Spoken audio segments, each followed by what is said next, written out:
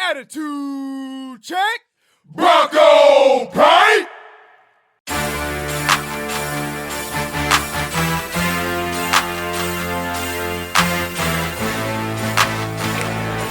Welcome to the FSU Broncos postgame interview where the Broncos had a 3-set sweep against Livingstone College.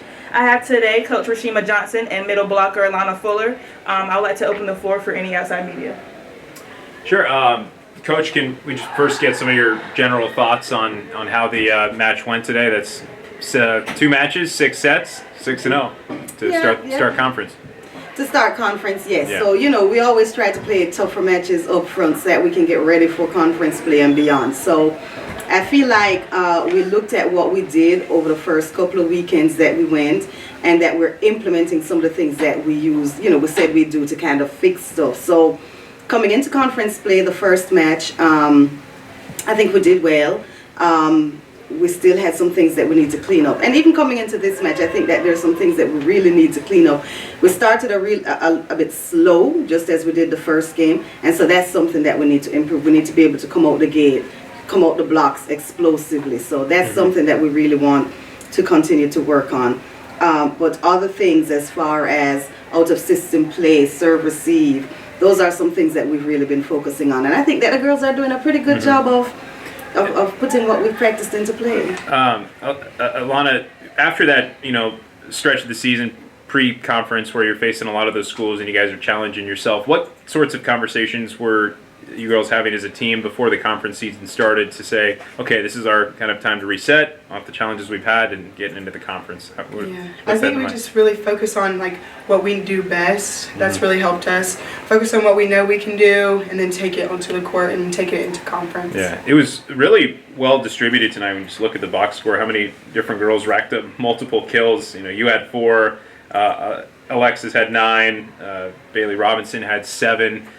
When you're in that role and so many different players around the court are moving around and contributing, how do you kind of balance it out and just wait for your turn on the floor to come up with a big kill when you get the chance? Yeah, I just get excited for the other people's kills. When I get excited for them, then when it comes my turn, they'll be excited for me. So then being excited with them lets me relax and not overthink things. So I just go out and play. Yeah, around this time last year, there was a lot of limitations to the number of fans that could be in the building, and you didn't necessarily have that student atmosphere right out of the gate. This year, the big crowd, Monday, it was lively. What did you think about playing in front of the crowd tonight? I love it. It was fun. Yeah. There's not a ton of opportunities to play at home, Coach, over the next month or so. A lot of these matches are going to be on the road, but yes. Imagine you want to play some of your best volleyball when you're here in house in front of this crowd. Absolutely. Everybody knows that when we're home, we defend home, right? And we have some of the greatest fans in the CIAA.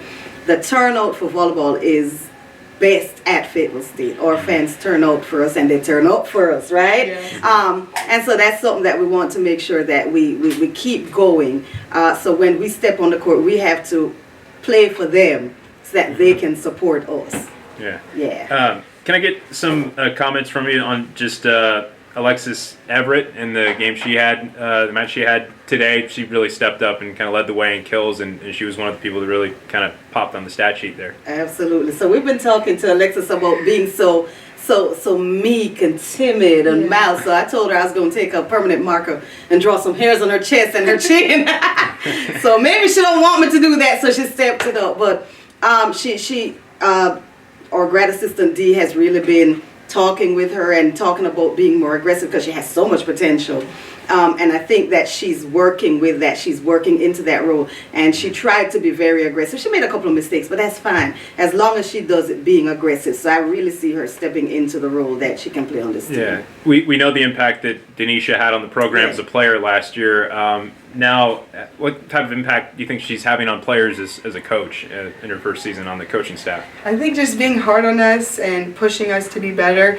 It's never okay to just be mediocre. So she's really been pushing us, giving us a lot of feedback, which really helps me, visuals, and just really pushing us to be the championship team that she was on. Mm-hmm. Livingstone did a good job of staying in that third set. You guys really, against Winston-Salem last week, dominated the third set, finished up the match. This time Livingstone had a little bit of fight in them towards the end. But What were some of the on-court conversations when you're in that 15-15 battle, back and forth, back and forth? It didn't seem like any team really served more than twice in a row in that third set until late. But what were you guys talking about during those timeouts that helped you push to the finish?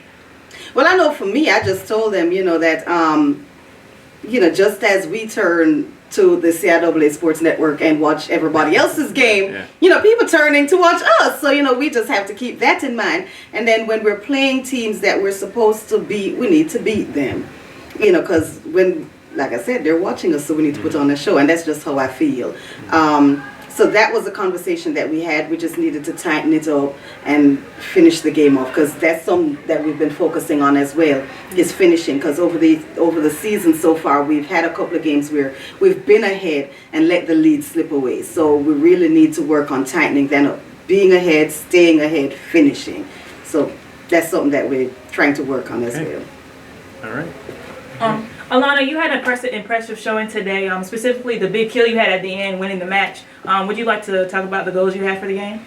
I just had a goal of just playing with energy. The only thing I really come to the game with is just focusing on bringing energy to the team. And then if the kills come, then they come, and if they don't, they don't. But I really think this week in practice, I had a really good chance to work with the setters, connect with the setters in individual practice, and that really helped me a lot, gave me a lot of confidence to play today.